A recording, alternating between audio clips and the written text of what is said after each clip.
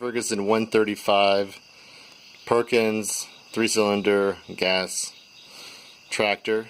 I'm getting ready to split it to replace the clutch, but in order to do that, there's a red wire right here in the middle, and you have to separate everything back here from everything up here, because right here is where we're gonna split that tractor. So it took me I worked on it about 5 hours. Another guy helped me for about 4 of those hours. Neither one of us are by any means experts, just do-it-yourself type guys, and we were able to get everything disconnected. So we're the next step is we're going to take the bolts out right here, but I'll kind of walk through everything we had to disconnect. We started by disconnecting the overall hood of the tractor, and that entailed taking out these 2 bolts on each side. There's a bolt that comes in right down here on each side, and we also had to take the bolt. I've got a bolt that with a kickstand that kind of holds up the hood, so took that out. Once you do that, you kind of peel away the hood and it comes out in one piece, so it's pretty nice. I mean, it's not too bad. I had to disconnect the light wire too, so the electricity for the right light in this picture.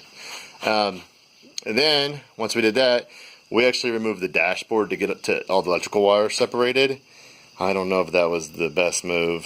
I'm worried about getting all these wires back into place. I started labeling them after a while, but there's a whole lot of stuff that I'm not 100% sure where it goes to. But I did take pictures, so hopefully I can get it back together. Took the battery out. Probably should have taken the battery out almost first thing. We waited until after we had the dash out. We had to take the steering wheel off.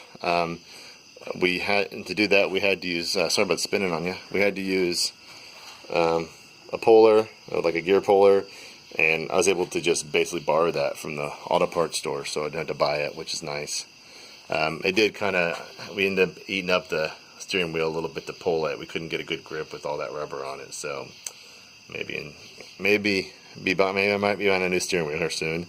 What else here? Let's see. We had to take off this guy here, and I can't remember what they call this thing, but it goes through this hole, and it was a nightmare.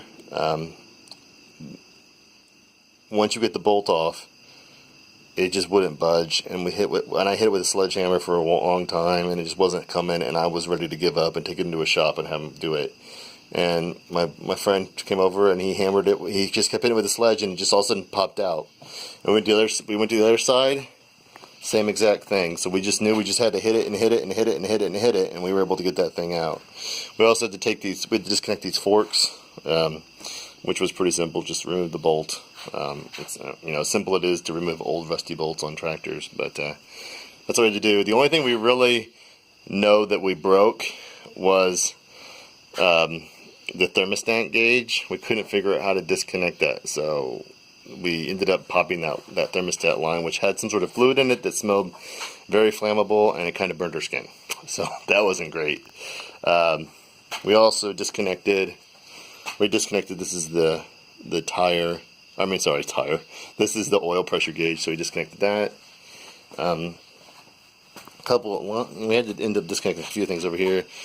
We disconnected a wire from the starter solenoid, which maybe or maybe didn't have to be disconnected, but we did.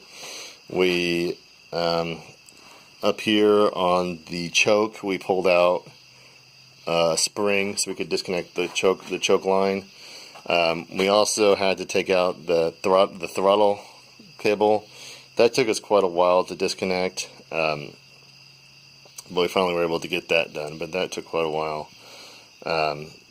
We took out the air hose here, and I think on this side that's everything. We took off the forks again, and the other, whatever that thing's called, I can't remember, the linkage connection or something.